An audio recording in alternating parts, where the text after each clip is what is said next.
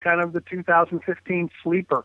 And I think that's just basically on the strength of the second half starting rotation performance and how solid that looks. We can all knock on wood and, cross ourselves or do whatever we have to do, because starting pitching can be so fleeting and you can go from depth to, hanging on by the skin of your teeth in just a short amount of time with injuries or whatever, or just somebody gets off to a bad start.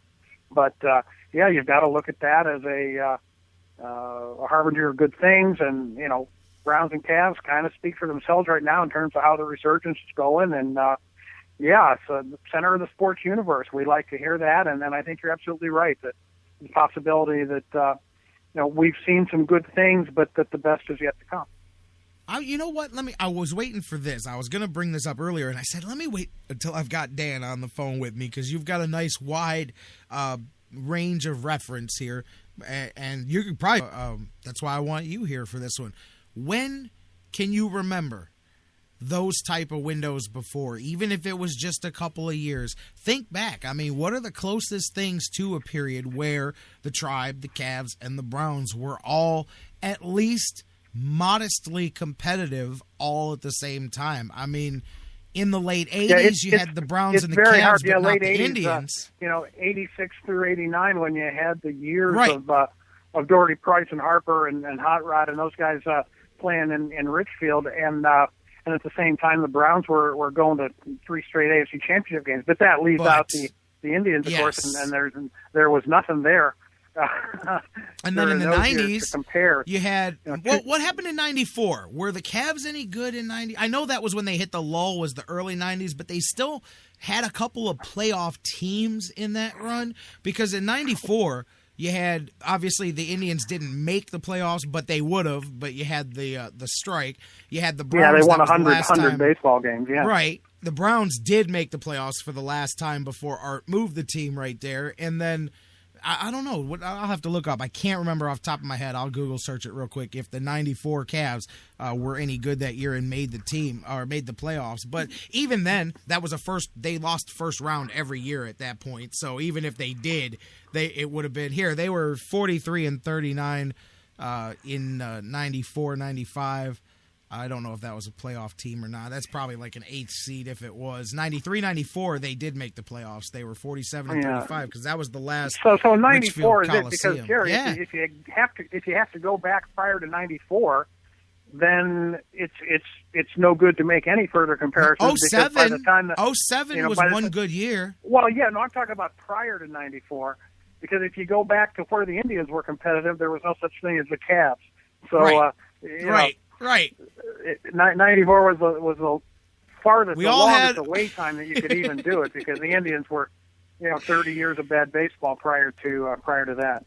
There was always 07. We had 07. There was a couple of months where the Browns were 10-6, and the Indians made a run, and the Cavs went to the finals, and that was about as close. But even then, the next year, the Browns stunk. The Indians fell off, and then the Cavs never got back to the finals after that year. So and to me, Drew, I don't know about you, but to me, 2007 seems like about 20 years ago. It does. When all those 3 things happened, that seems like so much longer than 8 years ago. It's hard to even express.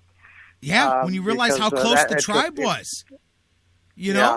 How close the Tribe was. Fausto Carmona almost took them to the World Series, and here's I'll never forget that you had a home game with 1 game to win, and you had a home game with CC Sabathia starting for you, and you thought it was in the bag, and you let it get away. But anyway, that's our greats. We're back, and all joking aside, Cleveland could be the center of the sports universe here if the Tribe can make a run next year, and there's no reason that they can't. I kind of agree with you that I think the front office is going to do something to shake things up, and maybe the fans won't be happy with it, but I think the fans were sort of less enthusiastic last year when they really didn't do a whole lot of tinkering in the off season, and and even more upset that they didn't do more tinkering, in the mid season and trading deadline, et cetera. But we've been kind of over that ground. I think they kind of fooled themselves at how good they were going to be. Let me ask you, this is something that I haven't really broached too much on the show, but it's something I've been talking to some buddies about off the air, and I'll talk about this with you, is I think, because, everybody, forget what people say, the Dolans, I don't care about all of that stuff. I do understand the basic fiscal philosophy of each of the three teams that we have. I totally get their basic philosophies. I know why the Indians do what they do. But one of the reasons that I think the Indians are going to be motivated, I think there's two sets of reasons why they're going to be motivated this offseason to retool this roster and take advantage of their window of opportunity. Number one is because it's legitimate. It's a real window of opportunity with a great core of some guys, and they know that this is what you got to go for. But I think the other thing is the changes in the competitive marketplace, because when you can say, well, the Indians never spend money, that's great. There's a lot of businesses that don't plan on doing things until the market changes, and they have to. And I believe that the Indians are somewhat forced into a position this winter, not to spend a ton of money, but to make some moves that move the needle with the fan base because of the competitive fan dollar atmosphere. And they know that the Browns are always supported, but they're having success on the field to go with that. That Cavs, we all know all the things going on there. So they know that just like any brand, just like if Burger King puts a hot new sandwich out, McDonald's knows that they've got to work on putting something out there too. Same thing. I think the Indians are going to be internally motivated by the marketplace, maybe not to break the bank, but to know that the status quo will hurt you at the ticket window. And I think that's a reason to be optimistic about what the Indians may do, is because they know they've got a window, and I think they feel that they have to, much like they did 2 years ago, felt that they had to make a move. I think the same way. And I think it gets competitive too. Maybe I'm wrong, but to me, if I was an owner, and I'm not saying where I'd spend an extra $100 million, but if I'm watching the other teams in town make some moves, it used to be that way, even though the Indians were the stepchild, where when one team would step up, then Modell or somebody would go, hey, we got to do something to our stadium too, or we've got to add this, or we got to compete for the dollar. And I think that's a good atmosphere for the fans of Cleveland if all three teams have to compete for that fan dollar instead of just expecting it. Yeah, you're right. And I think the Indians certainly feel like they have it's possible that they would gradually sink into, third place irrelevance in the city of Cleveland. I mean, they've always been sort of the stepchild of the Cleveland Browns in town, but now that the Cavs are front and center and at the top of everybody's attention span, the Indians really do have to do something. And I think you see that reflected in the fact that they're retooling and renovating Progressive Field this offseason, tearing out those right field seats and changing the configuration of the ballpark around. $50 million scoreboard in, and Jimmy Haslam sinks $120 million into Cleveland Brown Stadium. Well, Progressive Field, all of a sudden, they're renovating. That's no coincidence. Yeah. So yeah, you're right. I think there's certainly that competitive thing, and obviously the Indians know their biggest challenge right now is to sell more tickets, and this is the time of year when tickets are sold between now and February.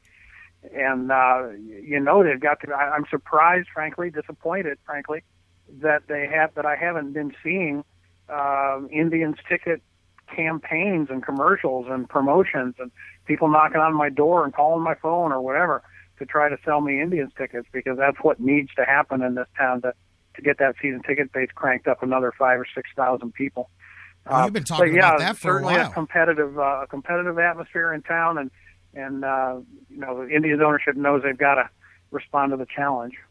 You've been talking about that for a while, as far as if I owned the Indians, where everybody would say, well, I'd make this move on the field. You're like, well, I'd clean house in the ticket sales and get them on some new ideas and some new, because I'm with you, because as we know, this is the time of year here, this window here to Thanksgiving and then Thanksgiving to Christmas. Those are your big, that's your big, when the majority of your season ticket stuff and your work's going to be done there, Part of me was thinking the same thing you just said and hoping that they know that they've got some trade talks going on, and maybe they go, okay, well, we're going to kickstart this thing with something, because I would think that if the Indians are going to make a move. I would think that I got a funny feeling something comes down before the beginning of December. I think that they'll make their first shot here. They'll take their first shot in the winter wars here of the offseason, because they know not only do they have a window here in Cleveland, not only competitively, but as Mike Brandenberry brought up the other day when we were talking,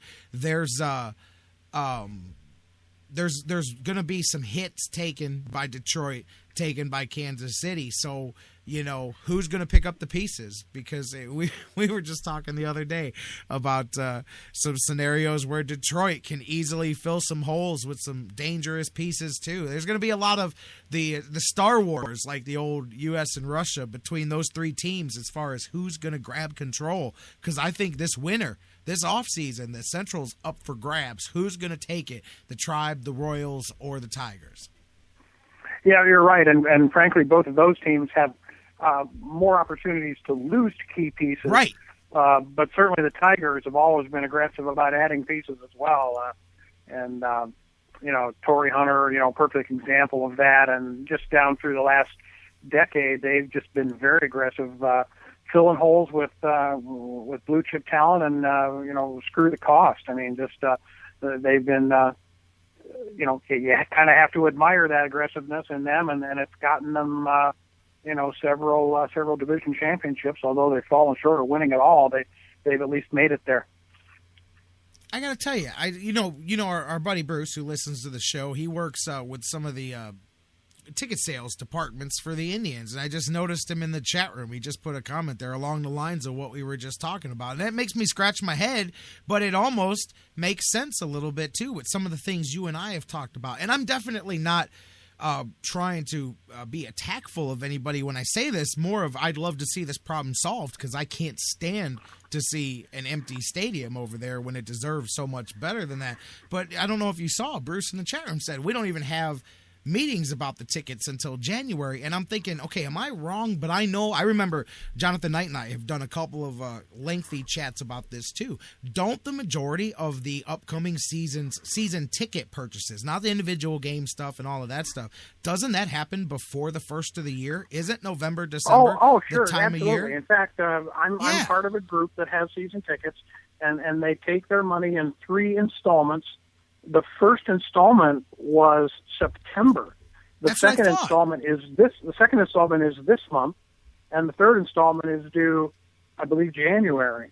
So by January, they're done. They've collected all their money from prior season ticket holders, and you'd think that they'd be out there hawking them hard here over the holidays, and that's what I thought. Talking to companies that a lot of businesses want to, spend their budgets before the end of the year. Yep. Sort of get those dollars off the books as expenses to the companies, and you'd think that there'd be a big push just to, work with corporations and small businesses too that might want to get some seats and tickets and might want to mark it down as a 2014 expense. Yeah, interesting. But apparently that's not happening. Well, when I saw him say that, I said, wait a minute now, because I was sure that we've talked about that season of Thanksgiving to Christmas being the real push hard time for those season ticket sales before. I mean, because then you get, like you said, to January, people like you guys, they're paying off their packages there, and now you're getting into packing up the trucks in February and heading to spring training. I mean, then you're selling individual tickets in spring training. You're breaking out the promotional schedule, and you're showing people all those things for the individual game-to-game stuff for the upcoming season. But yeah, man, I mean, I would think you hit the ground running on season tickets the day the season ends. I mean, you start before that. And like you said, two years ago, they had already made their move. They had already hired Francona, and I believe they hired Francona in October of not long after the end of the season. 2012, yep. And so that move was already made, and they were talking immediately about how their phone was ringing and the ticket sales were happening, and so obviously it can start prior to January if there's a spark that makes it start, I guess. And yep. But you'd think that they would be more proactive than that. They would have whatever sales force they have, social media campaign, television advertising, whatever it is that they do. obviously you'd think this would have to be a priority for them this off season, as it should be every year, to sell more tickets. Because this is, like you say, when they get bought, they don't get bought for, when individuals game tickets go on sale in the spring, and this is the time of year when you have to make hay while the sun shines, and